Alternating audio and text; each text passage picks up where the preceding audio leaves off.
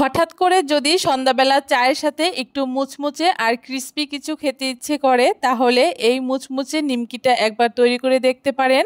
অসংখ্য লেয়ারযুক্ত এই নিমকিগুলো খেতে ভীষণই ভালো হয়।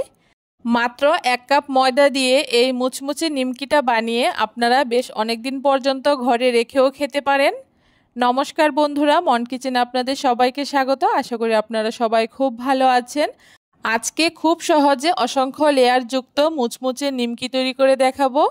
তার জন্য একটা বাটি নিয়ে নিয়েছি, আর বাটির মধ্যে আমি চায়ের কাপ মেপে 2 কাপ ময়দা দিয়ে দিয়েছি। আপনারা যে কোনো বাটি কিংবা মেজারমেন্ট কাপ মেপেও ময়দাটা ব্যবহার করতে পারেন। তার সাথে এখানে একটু বেশি পরিমাণেই কালো জিরে ব্যবহার করেছি 1 চামচ মতো, স্বাদ অনুযায়ী নুন ব্যবহার করেছি 1/2 চামচ মতো। এই নিমকিতে নুনের পরিমাণটা একটু বেশি করলে নুনতা নুনতা হলে বেশ ভালো লাগে খেতে।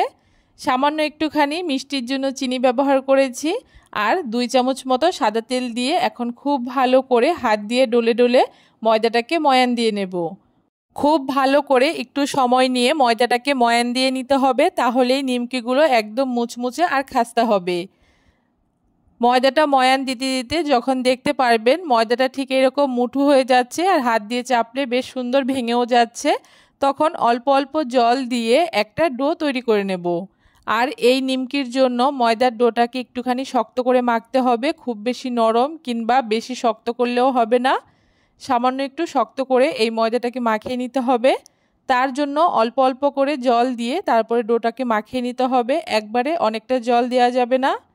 দেখতেই পারছেন ময়দাটা খুব শক্ত করে আমি মাখিয়ে নিয়েছি, আর কতটা শক্ত হয়েছে দেখে বুঝতেই পারছেন। এখন একটা প্লেট দিয়ে ঢাকা দিয়ে আমি ময়দাটাকে রেখে দেব, এতে ময়দাটা খুব সুন্দর সেট হয়ে যাবে। এদিকে একটা বাটির মধ্যে 4 চামচ সাদা তেল নিয়ে নিয়েছি, আর 2 চামচ কর্নফ্লাওয়ার দিয়ে দিচ্ছি। এখন একটা খুব সুন্দর ব্যাটার তৈরি করে নেব। আমি এখানে কর্নফ্লাওয়ার ব্যবহার করেছি, আপনারা চাইলে ময়দাও ব্যবহার করতে পারেন, তবে ময়দার পরিবর্তে কর্নফ্লাওয়ারটা দিলে বেশি ভালো হয়। ব্যাটারটাকে আমি তৈরি করে নিয়েছি, আর এদিকে 10 মিনিট পরে ময়দাটা বেশ সুন্দর সেট হয়ে গেছে। এখন ময়দাটাকে হাত দিয়ে একটুখানি মাখিয়ে নিয়ে এখান থেকে আমি রুটি তৈরি করার মতো ছোট ছোট করে লেচি তৈরি করে নেব। লেচিগুলো খুব বেশি বড় আবার খুব বেশি ছোটও করব না। এখানে আমার মোটামুটি 6টা লেচি তৈরি হয়েছে। এখন এক একটা করে লেচি নিয়ে ময়দা দিয়ে খুব ভালো করে পাতলা করে রুটি বেলে নেব। অবশ্যই এই রুটিগুলোকে বেশ অনেকটাই পাতলা করে বেলতে হবে। খুব ভালো করে রুটিগুলোকে আমি তৈরি করে নেব এক এক করে। একটা রুটি এখানে আমার খুব সুন্দর পাতলা করে তৈরি করে নেওয়া হয়ে গেছে। এখন বাকি রুটিগুলোকেও আমি তৈরি করে নেব। সবগুলো রুটি এখানে আমার বেলে নেওয়া হয়ে গেছে। এখন প্রথমে একটা রুটি দিয়ে তার উপরে যে ব্যাটারটা তৈরি করেছিলাম সেখান থেকে 1 চামচ ব্যাটার দিয়ে দিচ্ছি, আর একটা ব্রাশের সাহায্যে খুব ভালো করে রুটির চারপাশটা ওই ব্যাটারটাকে লাগিয়ে নিচ্ছি। এভাবে করে খুব ভালো করে ব্রাশের সাহায্যে ব্যাটারটাকে লাগিয়ে নিচ্ছি। আপনারা চাইলে আঙুলের সাহায্যেও ব্যাটারটাকে খুব ভালো করে রুটির গায়ে লাগিয়ে নিতে পারেন। এখন আবারও একটা রুটি তার উপরে বসিয়ে দিয়ে আবারও সেই ব্যাটারটা ব্রাশের সাহায্যে পুরো রুটির গায়ে লাগিয়ে নিচ্ছি। এরকম করে একটার পর একটা রুটি দেব আর ব্যাটারটাকে খুব ভালো করে লাগিয়ে নেব।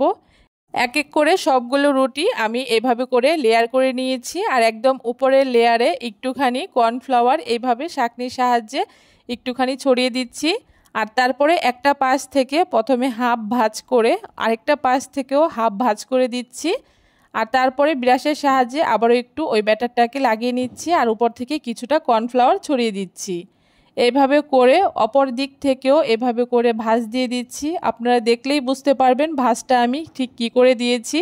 আবারও একটুখানি ব্যাটার লাগিয়ে নিচ্ছি, আবার অপর পাশ থেকেও এভাবে করে ভাঁজ দিয়ে নিচ্ছি। দেখুন খুব সুন্দর করে এটাকে আমার ভাঁজ করা হয়ে গেছে। এখন বেলনির সাহায্যে যতটা সম্ভব একদম পাতলা করে এই রুটিটাকে বেলে নিতে হবে। একটু সময় নিয়ে যতটা সম্ভব পাতলা করে রুটিটাকে বেলে নেওয়া যায় ততটা সুন্দর করে বেলে নেব। রুটিটা খুব সুন্দর পাতলা করে আমার বেলে নেওয়া হয়ে গেছে। এখন একটা ছুরির সাহায্যে রুটির চারদিকটা এভাবে করে কেটে সমান করে নেব।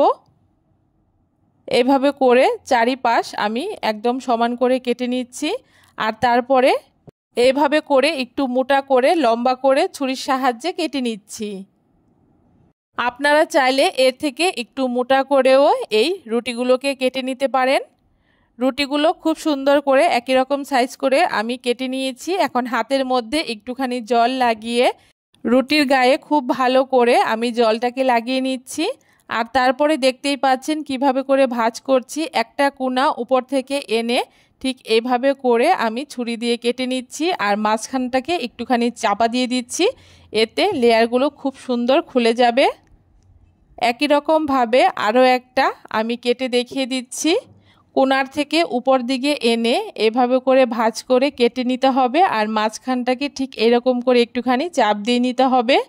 এইভাবে করে সবগুলো নিমকির আমি কেটে নিচ্ছি। আমি নিমকিগুলোকে এইভাবে করে তৈরি করছি, এতে দেখবেন লেয়ারগুলো খুব সুন্দর ছেড়ে যাবে।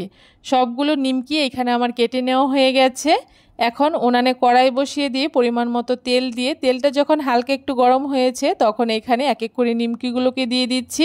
আর উনানের আঁচটাকে একদম মিডিয়ামে রেখে নিমকিগুলোকে ভেজে নিতে হবে।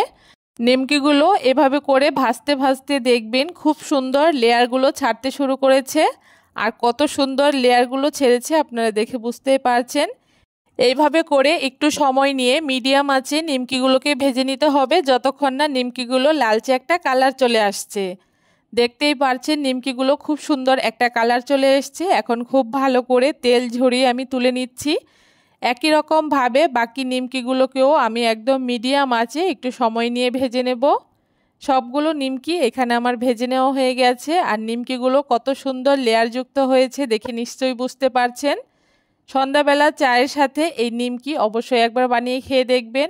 এতটাই সহজ এই নিমকিগুলো বানানো, একদিকে চা বসিয়ে দিয়ে আরেকদিকে খুব সহজেই তৈরি করে নিতে পারবেন।